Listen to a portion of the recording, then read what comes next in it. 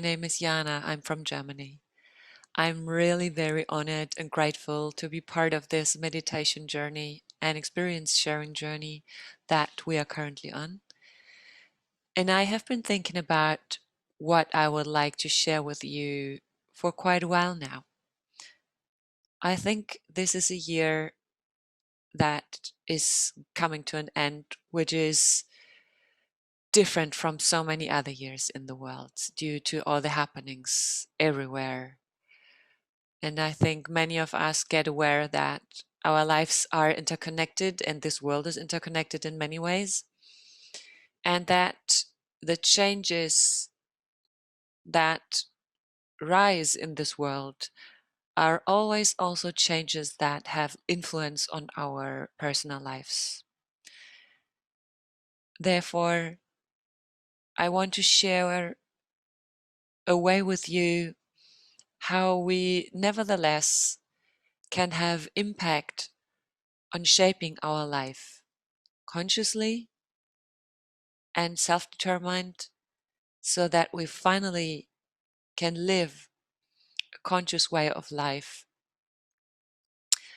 no matter what is going on in the world. And this has to do with a lot of things that we still have influence on, even if the surroundings might influence our lives as well. And before I start sharing in detail, I will open some slides for you because I also want you to have a little bit of a visual guidance while I share the topic with you. So as you can see here now, the next minutes will be about an acronym called C.A.T.S. And C.A.T.S is a way to unfold a conscious way of living that you can address yourself, or that each and every one of us can address ourselves in our lives. It is very important to me because there is a lot of own experienced knowledge, maybe life wisdom and experience in there.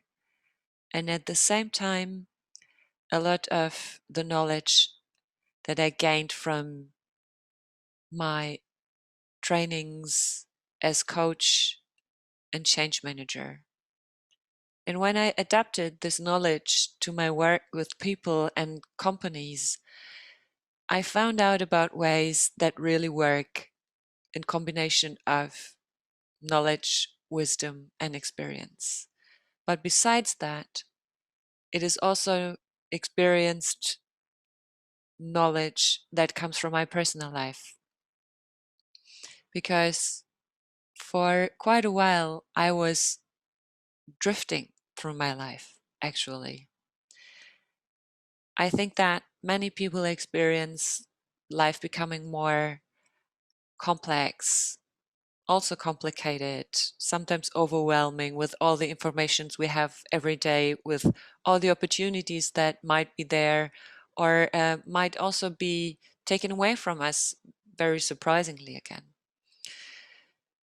And to find a way to shift from drifting through life to steering your own life and steering through your life, unfolding your life by steering it into a conscious way of living, is what I have been going through for a couple of years. And therefore, what I share here with you is not only wisdom coming from my mind and my head, but a lot of it comes from experience of failure as well as success. So I hope that you will gain something out of it, the way I did. Let's start. As I said, what I'm going to share with you is about 4 pillars. And these 4 pillars make it possible to build your own foundation to unfold a consciousness and self-determined way of living. The first one is the pillar of care for your mind. The second one is the pillar of access wisdom. The third one is about taking ownership of and for your life. And the fourth one is about serving your body.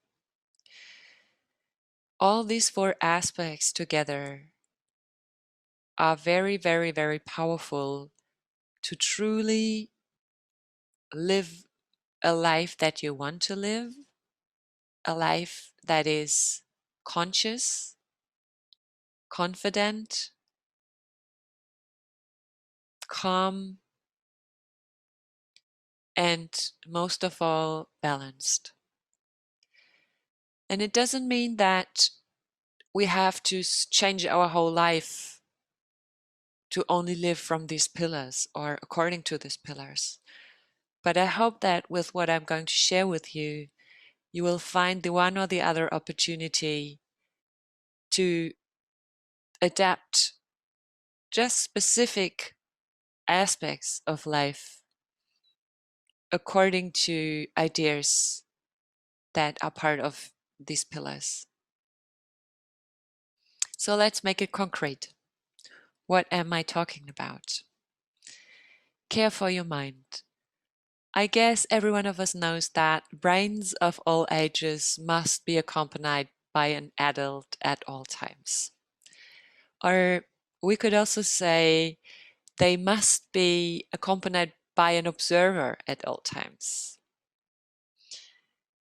Think about what we do to care for our body, for our physical well-being in terms of cleaning us. We care for becoming free of dirt, for becoming clean according to our body. We take a shower, we brush our teeth, we change clothes when they are dirty.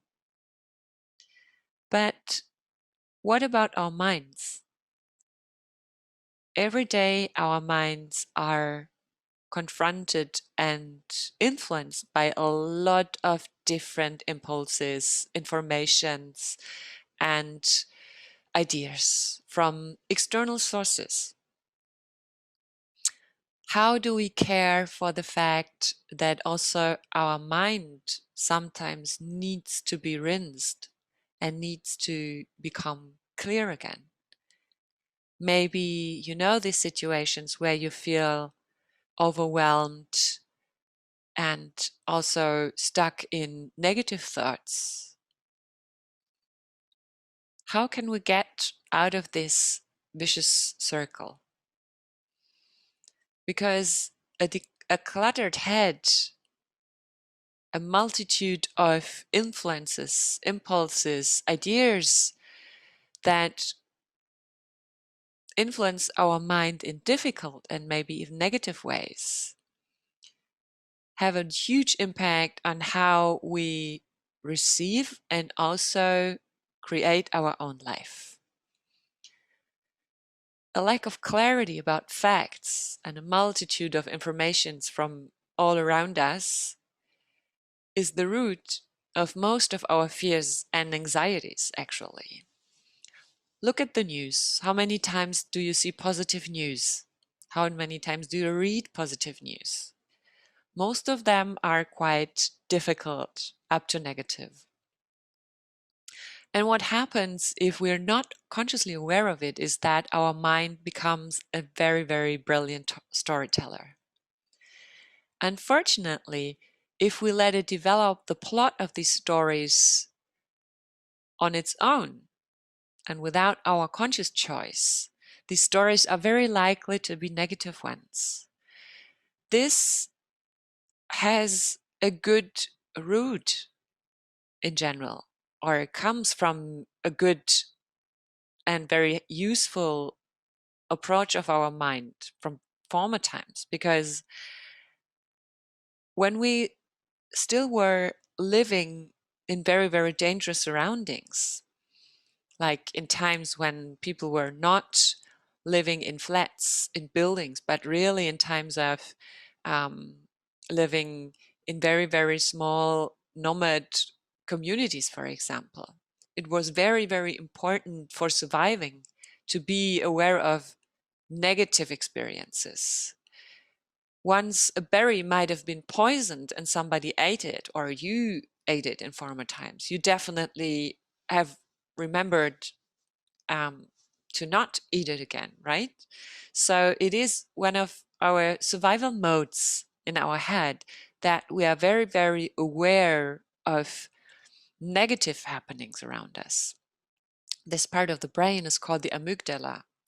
It is also creating most of our hormones for anxiety and fears, and it is part of our anxious brain.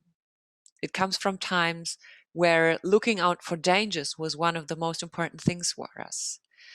Meanwhile, this means that our mind is taking in a lot of information and is filtering out the negative aspect of those way more intensely than the positive aspects. If you on the same day get the information about somebody in your closer circle dying and somebody on the same day in your closer circle giving birth to a child, we are aware of both of it. But the aspect of the person who died will stick way more intense to our mind, our memory, and also the experience that rises from there and the feelings than the birth. So you see, it is very, very important to be aware of that fact. And another aspect here is that our brains are predetermined from our childhood as well.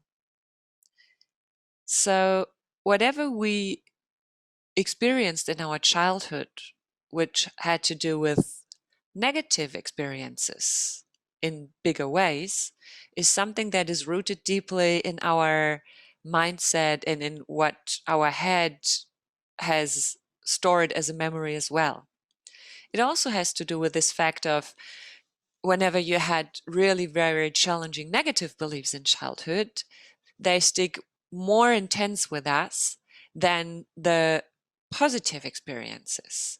That doesn't mean that we had a bad childhood at all, but there are always influences from, of course, bad experiences in childhood with people of our family as well that kind of stay with us for a while.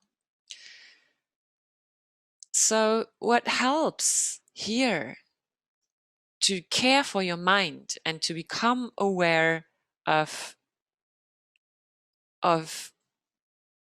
giving our mind an opportunity to become clean again, or maybe even in a way, I don't want to say brainwash because that's not what it is about, but have a healthy way of cleaning the mind can be, for example, limit your news intake.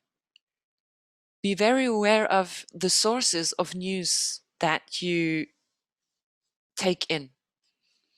This can be newspapers, radio, this is social media, even people around us sometimes.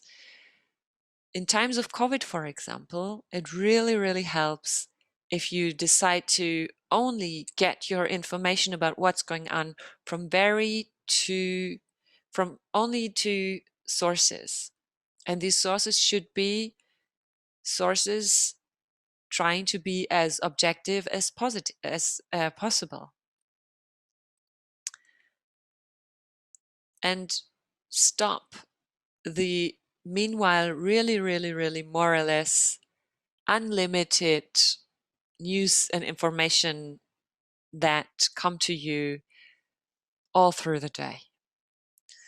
Another possibility, of course, is centering your mind, which means help your mind to get a break, and therefore meditation is one of the most powerful and most important possibilities to do so. The third aspect is to choose your focus. You can always decide whether you want to look at bad or negative aspects of something, or whether you want to see positive aspects as well. And where focus goes, energy flows. So, of course, there are difficult things happening in our life, and we should not ignore negative aspects of them. But if you choose to look at what positive aspects are in this problem that I have, what was good about the challenging thing that happened to me, or what even is good about that challenge that I'm just right now facing, you give yourself the opportunity to grow, and you give life the chance to be positive and not be perceived from a negative approach of mind. Practicing gratitude is something which is really, really, really powerful and helpful. Gratitude makes us aware of the abundance in our life. And in fact, whenever we consciously think about whether there is abundance or not, we definitely find abundance around us, even within us or in our body. So gratitude is one of the most powerful practices to bring your mind to a positive state of receiving life. And if you choose to do that in the beginning of your day, you set your mind up for an upward spiral all through the day. If the day starts negatively, it's very, very likely that the mind takes a downward spiral. And another aspect is connecting with positive people. We in general are influenced by the people around us, of course. And in a way, we are the average of the 5 people that we are most in contact with in our life. So take a close look at the people in your life and look, are they positive? Are they uplifting? Are they confident? Are they looking for solutions? Or are they maybe looking for drama? Are they having a negative approach towards life? It is very, very hard to keep positive energies upright when you're surrounded by people that themselves have a very, very difficult and negative perspective to life. So all these are aspects that help you to care for your mind. What does it have to do with access the wisdom within or around you? Or better to say, the wisdom within and maybe and around you. Becoming an expert can be really, really, really joyful. Specifically if it is connected with your own personal interests. We live in times where it has never been that easy to enter wisdom, information about things that we're really, really interested in. And life can be crazy busy and distract us from our individual interests. But despite news and typical media, there is so much beautiful wisdom that we can access. Your inner wisdom is always there, and you can consciously reconnect with yourself. Try out things that you were always curious on, or reactivate things that you haven't done for a really, really long time. Think back to your childhood. What activity brought you a lot of joy and what didn't you do ever since? How does it come that you stopped it? Take some time to find inwards and connect again with that source of curiosity that is inside of every one of us and also in you. Some of us have had the amazing possibility to make their life interest their profession, which is great. But many of us went away where we, well, took a job that brought us in good income and reliable income. Maybe it didn't have to do that much with your purpose, your passion, your curiosity. So find back into the question of, what is it that truly brought me joy? Maybe it is playing games, maybe specific sports, maybe it's an instrument, maybe it's geology. There are so many different aspects. Learning a language. What is up in your mind there that you are kind of aware of, but never have the time to do or never take the time to do? Because, of course, it is our responsibility to reactivate this inner child within us again.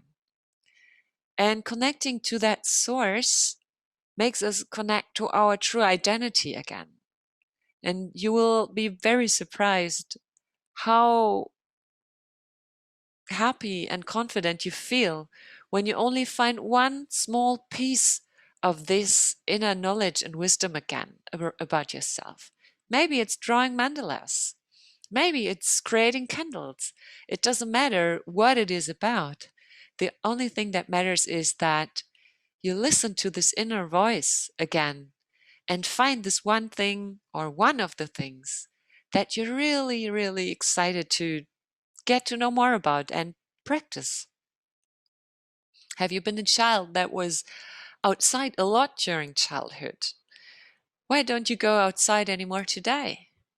Have you been a child that loved to be in its room and read? Why don't you read anymore today? Remember what brought you a lot of joy in former times and find an easy way to connect with that. And that doesn't mean change all your hobbies, change all your the way of living. It just means enter a small aspect that has to do with this really, really contentful and joyful interest and curiosity that you still carry with you inside of you. And if you want to raise the wisdom around such a lifeblood topics, there are really, really amazing ways, and some of them are very easy to enter meanwhile. It might be reading about it in a book or online. It might be watching films about it to get closer again. It might be a specific podcast. So many amazing podcasts out there meanwhile. You will find many, many, many homepages and web pages around different types of interests again. Or you might join a group to get back into that interest. Reading can be combined with a book club as well. And then you can enjoy a hobby for yourself and connect it with people that are like-minded. So there are many, many, many ways to get the wisdom around you that you need to access this joyful aspect of your life, this joyful interest again. The third point is taking ownership, specifically of your life situation. Everybody can become a hero, be sure, because it's about becoming the hero of your own life. And I will only show you one tool here that is very powerful to get aware of that again. We can decide between the so-called circle of influence and the circle of concerns. And many, many, many of us during the life that we live turn to have a focus on the circle of concerns, which means that we're only satisfied if we have something, that we're only happy if someone else changes, that our happiness is bound to things around us instead of things within us. Look at the weather. You will never be able to change the weather. You can complain about it, yes, but then you're in the circle of concerns and your mood will definitely be way more negative. Look at tax rates, inflation. They are there and you won't change them. Look at the economy, at stock prices, at politics that are on there on a greater level. I don't say don't be aware of them, but it is a difference whether we start putting all our life focus on those and wish them to change and wish that people might leave, others might take over the politics or things like that. It is way more important and even efficient and helpful to focus on your circle of influence and to ask yourself the question, how can I be and what can I do to feel content and happy? You can have an influence on what you eat, for example. And as I said, you might not have an influence on the inflation, but you have an influence and decision on how you invest money. So instead of focusing on the general inflation, focus on the money you want to put aside for something and how you want to put it aside. Yes, inflation makes an influence there because it's very important to know about it to find the right way to invest. Nevertheless, you can still invest. This is where you can take ownership of your life situation. You can decide how you spend your money as well. If you spend all your money, there's not a lot left to invest or to save. And then inflation will make a way more significant difference to you if there's nothing left that you can put aside when you always have to live on day-to-day basis financial-wise, right? So focus on what is in your influence. I can decide how I respond to my environment, for example. I can learn to not respond in anger or critique too much when someone else is very, very, very difficult in the behavior. So I can decide to say, if my boss would be more respectful, then I would be happy.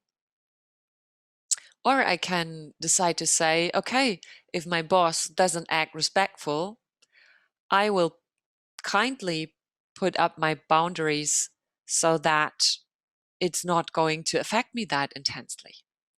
Or I can say, well, if my boss is not responding kindly and respectful, I can just ignore it inside of me, say yes on the outside, and inside of me say, this is not about me, this is about him, right? So you will never change your boss, but you can always change your way of responding to something.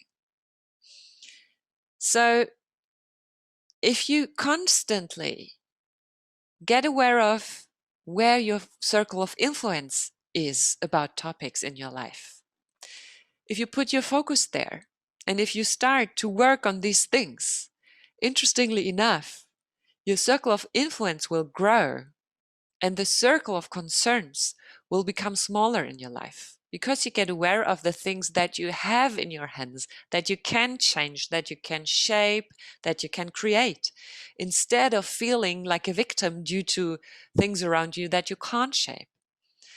Become a hero, take ownership, and ask yourself, well, how can I be and what can I do to feel content and happy? And the first aspect, I guess that's the one that makes sense most easily to everyone. It's serve your body. We all know that being fit, moving is something that is healthy for us in a way. We still don't do it always, but there are so many different aspects around it that make it very, very positive. And not only in a way of doing regular intense sports. We store feelings in our body. And most of the times it's feelings like anxiety, stress, shame, or grief. We experience them, but if we're not capable of immediately letting them go, then we store them. The body also produces hormones, stress hormones, that have an influence on us. And you find a lot of these, in a way, still with overlaps in our muscles. If we don't move, these energies stick with us and really, really add up nastily. And they become a companion that we're not even completely aware of. We kind of get used to this feeling of insecurity. We kind of get used to this feeling of anxiety, which is on the one hand good, as we still can go on, but on the other hand, we're not aware of the fact anymore that there is something that we truly can get rid of and feel way more free afterwards and positive. And motion is a double header here, as on the one hand, by moving, we really get rid of a lot of these negative energies.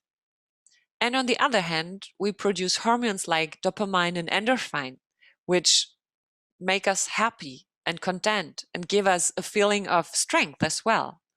We dissolve negativity and fill the storage with positivity at the same time. So this is really why moving is an important aspect of taking ownership for a conscious and positive life as well. And moving does not need to mean please run a marathon. And it doesn't always need to mean become exhausted and not able to do anything else anymore afterwards. Start with where you're at. Which type of exercise is a bit straining but also fun for you? This can also be a 30 minutes walk. It can be an intense workout if you feel like. It can be a yoga session. It also can be a bicycle ride. So many different possibilities. And yes, during times of COVID, it's a bit more difficult. But still, things like yoga are possible in a very small place. So if you feel like being caught up in your own body, if you feel tension everywhere, if you feel that breathing is getting difficult for you due to this big stone on your chest or in your stomach, this is the nasty companion that you truly can get rid of with positive and slight movement. And of course, besides movement, there is another aspect that has to do with serving your body. The daily treatment concerning food. So feed your body with nutritions from healthy food. And also get enough sleep. Somewhere between 6 and 8 hours is a very healthy amount. Research found out that there's hardly anything else that is that harmful for us than not getting enough sleep. And of course, it's not only about eating healthy, but about drinking enough. 2 or 3 liters of water per day truly help you to have enough liquid to support your muscles, support your brain, support your organs, and also support your digestion, which again helps you to sleep better. So these are the 4 pillars of C.A.T.S. And as I said, it's not about changing your life and trying to make all of this 100% of your daily outputs and your daily doing. But if you look at these 4 aspects closer, you will find at least a little opportunity that you can pick up and practice for yourself on a weekly basis to become more conscious, more confident, and at the same time start to take over responsibility for your life and your life situation by taking the responsibility for a healthy body, by taking the responsibility for your own joy and your own contentment, by accessing the wisdom that brings you joy and enlightens and relights your curiosity, by caring for your mind, so that you're cleaning your mind from negativity, and of course by taking ownership due to your life situation, looking at what is it that I can do differently, what can I do to be more content and happy, where my influence lies, instead of looking at the aspects that you don't have in your influence because it's in the circle of concerns. I know that this is probably a little bit of a different experience sharing than what you're used to from other speakers maybe. And though it might sound less spiritual, this to me is a door to spirituality that you can also combine with an everyday life rooted in your society, your family, with your friends. So I would say that living life combined with C.A.T.S brings the opportunity to root like a tree with your head, your arms, your mind rooted in light and positivity and energy, and with your feet rooted in everyday life, in your surrounding, and with the people that you truly love, despite all aspects of spirituality. Thank you very much. I hope you enjoyed the presentation. I hope you enjoyed my sharing of experience. And I'm happy to have a common meditation afterwards.